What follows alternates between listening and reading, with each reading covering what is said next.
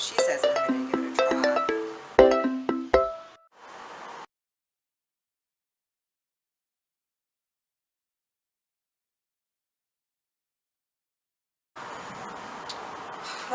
Cooking and eating less meat, that's a good question. So, I grew up in a family that we were members of Cattlemen's Association. We ate a lot of meat. It never even occurred to me growing up to ever even think about being a vegetarian or to try cooking without meat. And fast forward many years later, about 15 years ago, I met a friend who invited me to go to lunch with her to a place here in Houston called Foddy.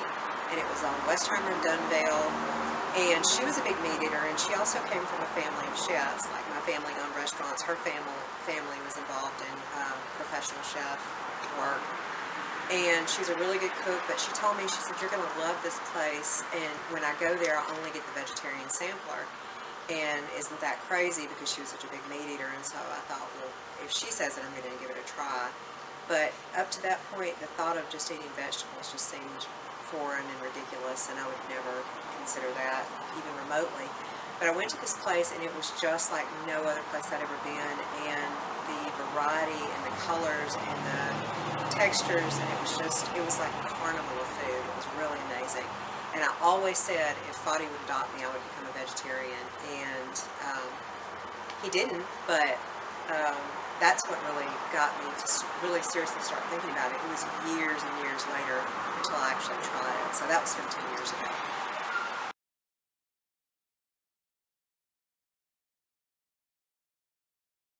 Oh, plenty up to that point. So I just thought that it was a really, I mean, it never really occurred to me. When it did finally occur to me, I just thought how completely impossible.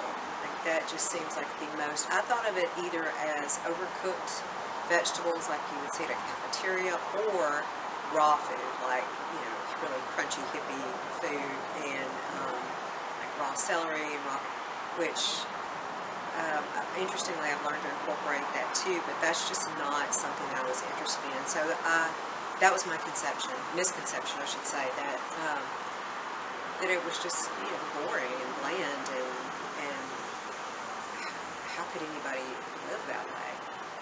So.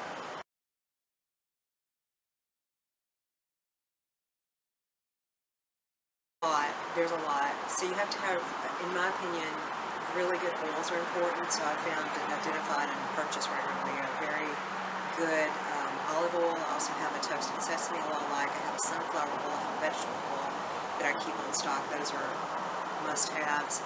And nuts are very important, and a variety of nuts: walnuts, pecans, cashews, you name it.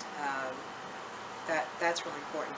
Fresh herbs and spices have always been important to me, but they're particularly important now. And everything has to be good quality, and that's not necessarily the most expensive. I look for the most bang for the buck.